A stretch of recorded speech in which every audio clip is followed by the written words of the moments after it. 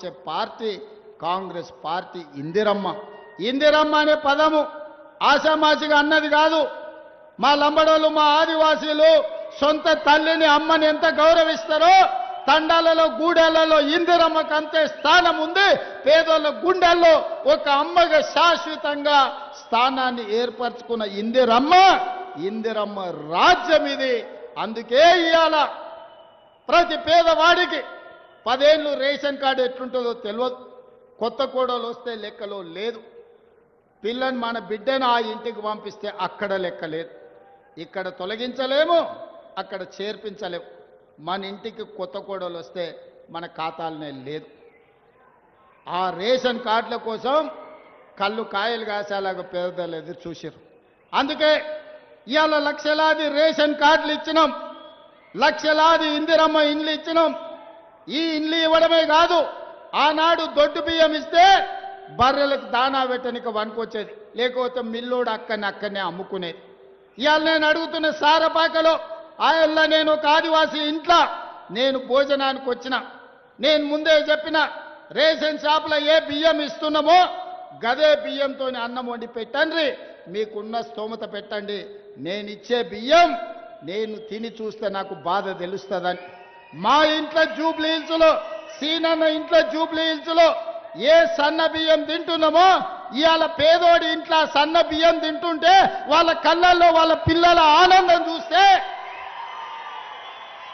సంటి పిల్లలకు కన్న తల్లి సన్న బియ్యంతోని బుక్కడు బువ్వ తినిపిస్తుంటే ఆ తల్లి ఆనందం చూసినప్పుడు ఒక నాయకుడిగా ఇంతకంటే మాకు ఏమి సంతోషాన్ని ఇస్తుందని నేను అడుగుతున్నా. కోట్ల రూపాయలు ఇయ్యవు, 1000 కోట్లు సంపాదిస్తే ఇవాళ పక్కన చూస్తున్నారు.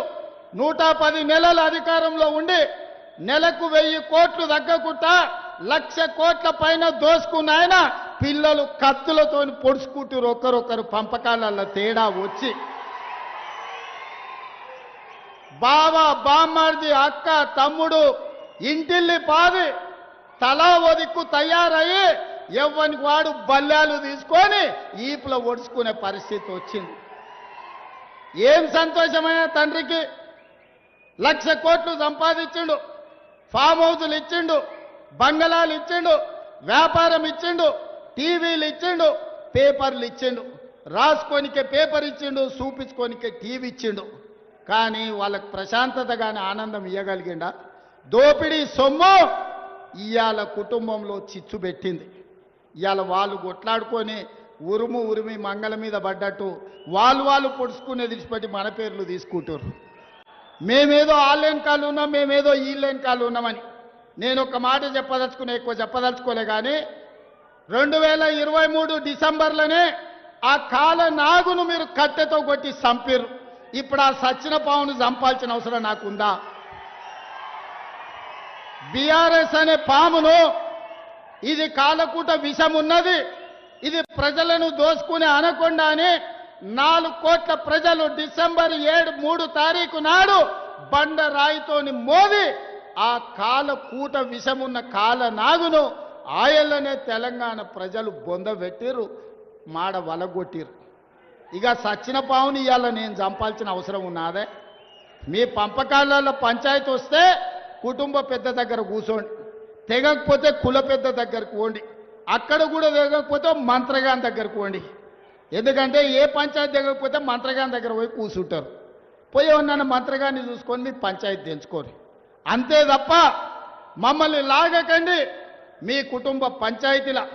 మాకు రేషన్ కార్డులు ఇచ్చే పని ఉంది, పేదోళ్ళకి సన్న బియ్యంతో అన్నం పెట్టే పని ఉంది, పేదవాడికి ఇందిరమ్మ ఇల్లు ఇచ్చే పని ఉంది, పేదవాడికి రైతు భరోసా 9 రోజుల్లో 9,000 కోట్లు ఇవాళ పేదోళ్ళ ఖాతాలు వేసినాం.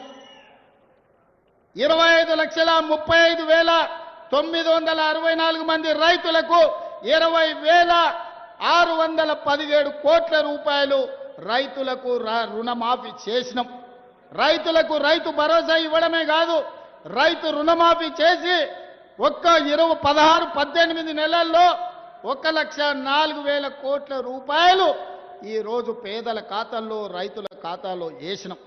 అందుకే మిత్రులారా, ఈరోజు రేషన్ కార్డు కావాలన్నా, ఇందిరమ్మ ఇల్లు కావాలన్నా, సన్న బియ్యం కావాలన్నా, 50 లక్షల ఇళ్లకు 200 యూనిట్లు ఉచిత కరెంటు ఇచ్చినా ఈరోజు అది ఇందిరమ్మ రాజ్యంలోనే సాధ్యమైంది.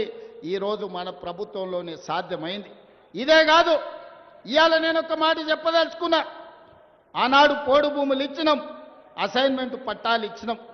ఇవాళ దాదాపుగా కొద్ది మందికే ఇంకా భూములు ఇచ్చే అవకాశం ఉంది. ఇవాళ భూములు అందుబాటులో లేవు. అందుకే మన దరిద్రం తీరాలన్నా, మనం బాగుపడాలన్నా విద్య ఒక్కటే మార్గం. మన తలరాతల్ని మార్చేది విద్యనే. అందుకే విద్య మీద ఈ సంవత్సరం 40,000 కోట్ల రూపాయలు ఖర్చు పెట్టి ప్రతి పేదవాడికి రేషన్ కార్డు, ఇందిరమ్మ ఇల్లు, సన్న బియ్యం ఇవ్వడమే కాదు, మీకు చదువు చెప్పించి మిమ్మల్ని డాక్టర్లను, లాయర్లను, ఇంజనీర్లను చెయ్యాలని ఇవాళ మన ప్రభుత్వం ప్రయత్నం చేస్తుంది. అందుకే 100 నియోజకవర్గాల్లో యంగ్ ఇండియా ఇంటిగ్రేటెడ్ స్కూల్స్ పెట్టడమే కాదు, 20,000 కోట్ల రూపాయలు పాఠశాలల నిర్మాణానికి ఖర్చు పెడుతున్నాం. డైట్ ఛార్జెస్ 40% పెంచినాం. కాస్మెటిక్ ఛార్జెస్ 200% పెంచినాం. రాబోయే రోజుల్లో అడ్వాన్స్డ్ టెక్నాలజీ సెంటర్లలో సాంకేతిక నైపుణ్యం నేర్పి మన పిల్లలకు ఉద్యోగ ఉపాధి అవకాశాలు కల్పిస్తాం.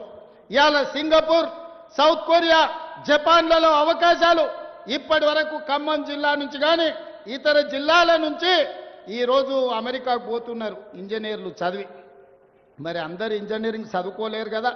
కొంతమంది ఐటీఐలు చదువుతారు, కొంతమంది పాలిటెక్నిక్ చదువుతారు, కొంతమంది డిగ్రీ చదువుతారు. మరి వాళ్ళకు ఉద్యోగాలు ఎట్లా?